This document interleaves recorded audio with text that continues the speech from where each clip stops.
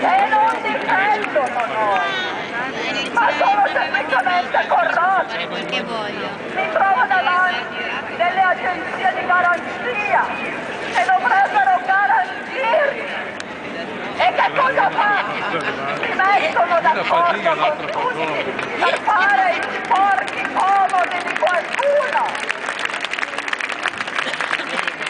Cosa posso dire a mia figlia davanti a un'italietta così volgare, così meschina, così indecorosa? Io voglio insegnare a mia figlia i valori che mia madre mi ha insegnato e non voglio che impari da questi porchi individui.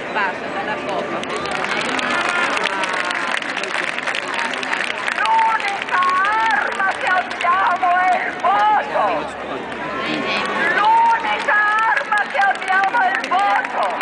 E pensiamoci bene quando siamo dentro questa cabina elettorale.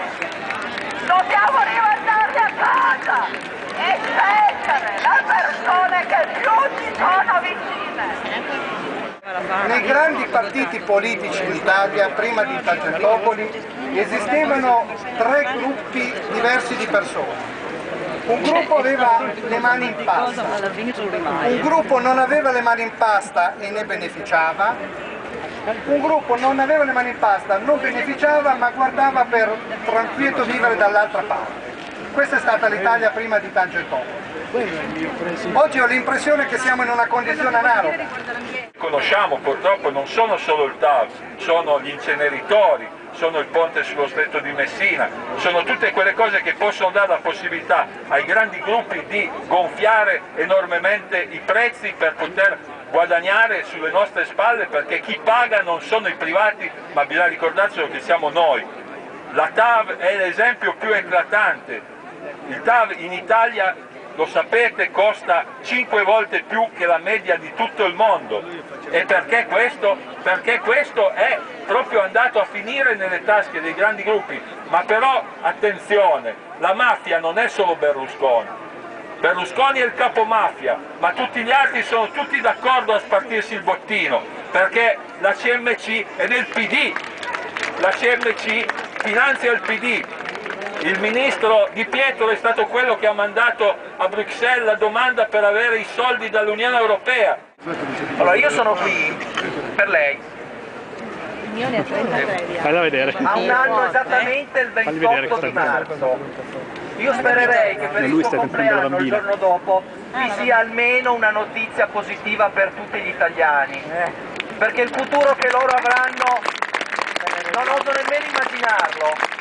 Idee chiare, priorità su cui lavorare, va bene, il progetto su cui aggregare la maggior parte delle persone oneste che hanno veramente a cuore il proprio tornaconto, che non è quello di mettersi oggi 2 soldi in tasca in più, ma di creare un futuro per i propri figli, per i propri nipoti. Questo è il tornaconto. Noi abbiamo bisogno di creare un'economia pubblica sotto tutti i punti di vista.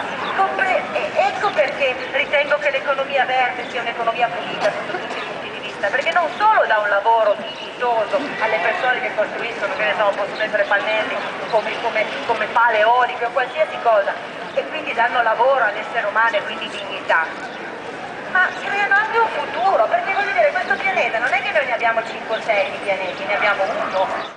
Ovviamente a noi la TAV, perché in questo governo qualsiasi opera venga fatta, ormai la gente alza le antennine perché abbiamo dei problemi, ed è vero che li abbiamo, perché se fanno le piscine più lunghe di 1,5 metri non è che la TAV la fanno meglio, parliamoci chiaro.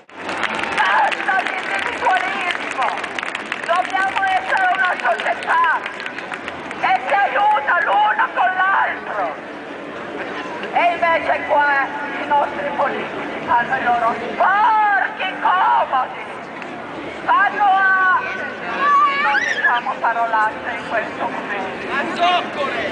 No, io sono stufa! Però voglio stare ancora in Italia, perché io amo l'Italia e non voglio che vada a finire male. come la stanno facendo alzare a finire a rotto.